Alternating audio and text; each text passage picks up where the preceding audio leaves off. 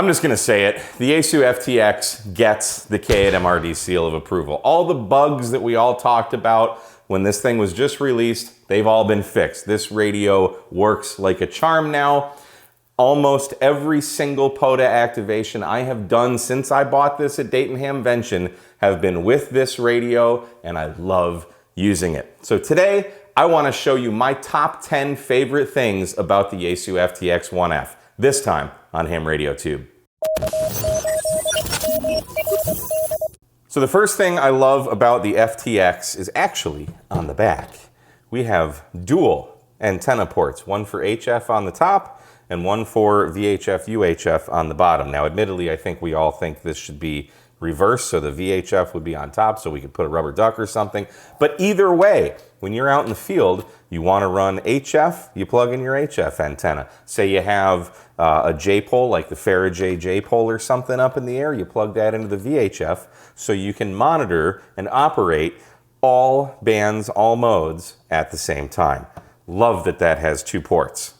Next, what good would dual antenna ports be without dual VFOs? This has dual VFO. Watch, if we just hit this display, we can pull up both VFOs at the same time. We can change the scope from main right now. The right side is the main, the left side is the subband. So now we're monitoring 20 meters. If we hit the scope, we can change that. Now this scope is monitoring 2 meters, okay? We can hit the display again. We can get an up and down view of both of the VFOs. If we hit the sub dial, we can select between the main and the sub.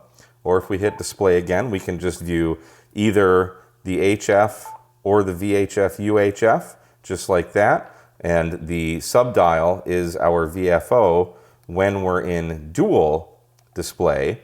And the main VFO is going to be the main always. And we can touch over here if we want to fine tune the subband, just like that. Touch it again. It's beautiful. I love it. 2 VFOs, HF, VHF, UHF, whatever you want, and 2 antenna ports so you can monitor your repeaters or simplex, whatever, while you're still playing HF. It's awesome. Next, the screen resolution. The resolution of this display is fantastic. It's very, very easy to read. It's bright in the sun, no problems whatsoever, but it's clear, it's crisp, it's beautiful. It's a joy to look at this radio where comparing it, and it's very hard to do on camera. Here's the 705, still a beautiful screen, but when you're looking at this, especially in person, I don't know how well this comes across on camera, but you can kind of see, if you nitpick, like you can see the individual pixels of the display on the Icom 705, where on the Yaesu FTX, it's just very, very clear. I love it. It's a beautiful radio to look at. Next, with the Yaesu FTX, Yaesu has incorporated averaging, which is awesome. So right now, averaging is turned off. And if we look at the scope, especially the spectrum scope here, everything's just kind of really fast, really jittery. Not my cup of tea personally, but check this out. If we long press the function button, go all the way to page 3. If you're not on page 3, hit the forward buttons, go to page 3. We're going to go to display settings, and then we're going to hit scope. And right here we have average. So we're going to hit our function button to select, and we have 2, 4, and 8 to select from. Off, 2, 4, and 8. I personally like 4, so let's put it on 4. Let's go back. And now look, all of the signals are just kind of, they're just kind of smoothed out. It's just a better viewing experience for me. I love it. Look at how smooth and gentle everything looks. It's like a nice, happy little Bob Ross painting. It's beautiful. Yaesu, thank you for putting averaging on this radio. Next is quite possibly the feature that I use the absolute most with this radio, and it is the D level. You can see it's selected right there. Right now I have it set at 0.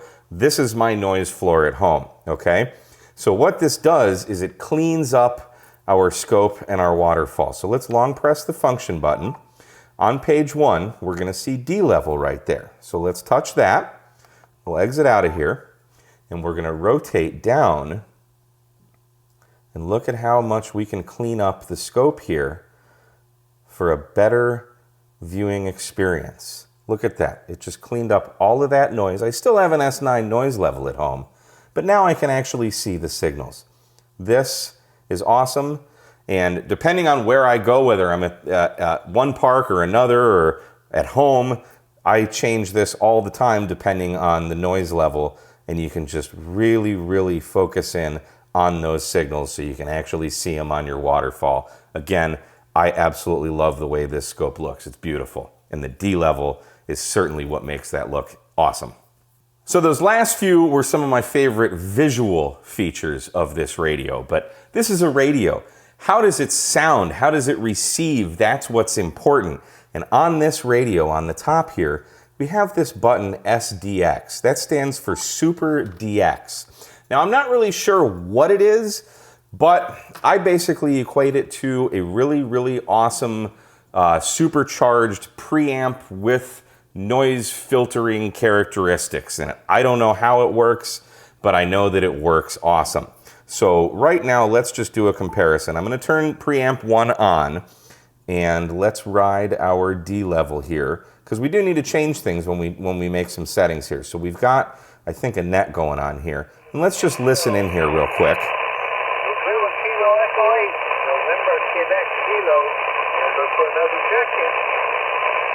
Okay, so he sounds pretty good there, right? But let's turn the preamp off, and we'll turn Super DX on. We'll play with our D level here. Turn up the volume. Hear how much clearer he sounds, and the background noise is way less. I'm sorry, I just can't stop it. I've had this thing long enough. Let me turn it over to Robert and see what he can do. Kilo Juliet 5, Papa Bravo Zulu. Back to you, Robert. It just gets rid of a lot of that extra noise. Really, really good for pulling out weak signals. This is how I usually rock this radio when I'm out doing POTA. I have the preamp turned off. I have Super DX on. I change my D level to where I have a nice pretty screen. And the amount of weak signals that you can hear with this turned on versus off and preamp 1 on is incredible. You want to pull out weak signals, throw that Super DX on. Next, as someone who spends most of their HF time out in the field where outside is loud, you gotta have a radio that you can actually hear. This is the absolute best sounding HF radio in the world, in my opinion. These speakers down here, you have 2 bottom firing speakers, and then you have this baffle that shoots the audio right at you. And just by the way the radio sits and where your operating position is, it's just firing the audio right at your ears. So we have an incredibly loud radio. I've done a video where I've literally walked all the way across the field with this radio, not even cranked. I think it was at like 3/4, and you could still hear it. But loudness isn't everything. It has to be clear. This thing cranked at full volume, which I never operate at because it's freaking loud, is loud and clear. Let's tune in to the Bodie McBoatface net and take a listen. Okay, Clyde, thank you. The Alpha Delta 4 Charlie Golf got you in there too. Buddy out of North Carolina, good afternoon. How you doing, Bob? Here you got a pin here pretty good. You got an S9 signal into North Carolina. And we're doing fine, no traffic for the net. Just checking in, making sure everything's going okay over there. And having a good receiver and loud, crisp, clear audio is what sold me on this radio. That is the single reason I bought this radio, is these speakers and how loud and clear they are. Hands down, the best feature of this radio. Next, let's talk about the battery. As a portable operator, I want to be sure that no matter how long I'm out in the field, my radio is going to have battery power, and Yaesu knocked it out of the park with this battery right here. This is a 6,400 milliamp hour battery. It charges to 12.6 volts, so basically this is a 3 series lithium polymer battery in here, and this battery lasts forever. Just on receive, I've done some tests, just monitoring the local repeaters in my area, and without transmitting, I got 9 hours and 15 minutes of just receive time out of this radio. In the field, I have done, like I said in the intro, almost every single POTA activation I have done since I bought this radio has been with this radio. I have never run it dry. I've never even come close to running it dry. I think the most I've ever done is use up the first segment of the battery indicator there. This thing lasts forever. It will most likely outlast however long of an activation you want to do. For example, yesterday I did a POTA activation with a very, very compromised antenna. Took me 34 minutes to get the park activated. But then after that, I decided to check my WinLink. The bands were terrible, and I was using an extremely compromised antenna. And on 20 meters, I was checking my WinLink, and it took 24 minutes for me to send 3 emails, a little over 3,000 characters. I know it was 2,300 characters, I think. Took 24 minutes, and the battery didn't care. It's like the Energizer Bunny. It just keeps going and going and going. The battery life on this thing, phenomenal. And it gets even better because I'm not done talking about the battery, because the battery life is phenomenal, but the charging is phenomenal. Take a look. We can charge this battery 3 different ways. We can remove the battery. We have a USB-C port here. It does need a 15 volt, 45 watt USB-C PD outlet to charge it in, but that's not a problem. I'll show you here in a minute.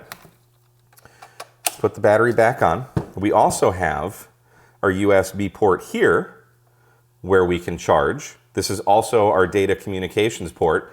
So no more USB micro, it's just USB-C. So this is our data port. We can also charge from this port, and we can also charge with the 13.8 volt DC input right here. So 3 different ways of charging. They're all the same amount of current or wattage, no matter where you plug it in here, or on the battery, or here. It's going to charge at the max I've seen is about 12 watts. So it does take a while to charge this battery. I think it takes like 6 or 7 hours if the battery's totally dead. So not fast charging by any means, but almost every single one of my battery banks will charge this. So for example, let's show you. Here's my Afery little mini power box thing here with the USB-C cable on here. And let's plug it in to the USB-C port on the radio. And we will see here, the light there is red. So we're charging there. We're putting 12 watts in, okay? Let's undo that. Let's just take off the battery. Maybe we have a spare battery and we want to charge this one on the side. Plug that in there. Red light is on. We're charging. 11 watts. This battery's pretty full, so it'll still do 12 watts, okay? I've got this little guy, this INEU. This is the battery bank that I use to power my QMX radio, USB-C. Plug it into the battery. Red light goes on. We're charging just like that. Here's my Anchor power bank. Plug that in. Screen goes on. We can see 15.2 volts, 12 watts, done and done. And again, they all work on the radio USB connector as well. We can see the red light is on, the radio is charging, 15.2 volts, 12 watts, easy peasy, Japanesey. And of course, if we're out in the field, we want to get 10 watts, we can plug in a battery. This is a Denko lithium iron phosphate battery. Plug in our DC port, just like that, and we can see the red light is on, we're charging, but that is also what's going to allow the radio to do 10 watts as opposed to 6, and we can see the battery icon there shows the radio is charging. Now, one quick thing about charging, if you've made a battery box like I have, and you've got these USB-C PD ports, well, not all of these are made the same. This is PD. This will charge every device I have except this radio because it doesn't have the 15 volt thing there. So nothing's happening. The radio's not charging. But I have found, and I've done a video on this charger here does have the 15 volts. So if we plug this in now, we can see, whoops, now we're charging because we have the right type of USB outlet that has all the internal circuitry. I will leave links for this guy and all three of these power banks if you want to pick one of these up in the description of this video. And coming in at number 10, this radio works with the Yaesu ATOS antenna. You'll notice at the top, it's kind of hard to see, but that little red light says ATOS. Let me show you how to use that. Let's long press the function button. And we're going to go to page 3 under Operation Settings and General. Under Tuner Select, by default, it's going to be on Option. We're just going to rotate our function knob once, change it to ATOS, hit back, go back, and then your Ant Tune button will be highlighted. Right now I'm just going into a dummy load here, so we can hit the Ant Tune button. Now we have Ant Tune selected up here. So if my ATOS were connected to this, all I would have to do is push the function button and the ATOS would tune to the frequency that I have it on, just like that. By far the easiest ATOS integration of all 2 Yaesu radios that I have that work with the ATOS, but that's all you have to do. You just turn the ATOS on under the operation settings there or wherever we were, and that's it. You're done. And that right there will tune the ATOS. It's perfect. So that was my top 10 favorite things, but wait, I have one more honorable mention here. Let me show you this.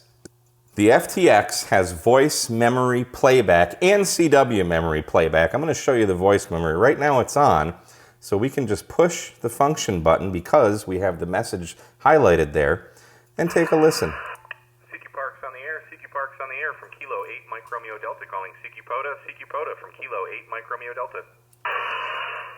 Boy, is that good when the bands are bad and you got to call CQ a lot of times. Just push the button. You don't have to mess up your voice or get a dry throat because you're constantly calling CQ. You can have the radio do it for you. So let me show you how to do that. Very, very easy. So let's just start at the beginning. We're going to long press the function button. We're going to go to page 2, and under Messages, we're going to touch that. Notice I have break-in on. I'm going to turn break-in off for a second because we need to have break-in on for it to actually send RF through the antenna. So let's go to Message, and we can either do it here or we can do it on the main screen. So we have Message highlighted. So let me just back out of here. We'll hit the function button because we have Message set. The first thing we're going to do is hit Memory. And now we can see Record is blinking up there. Then we're going to touch whichever memory bank you want to use. In this case, I'll use number 2. Okay. Then we're going to push the PTT, talk into the mic our message.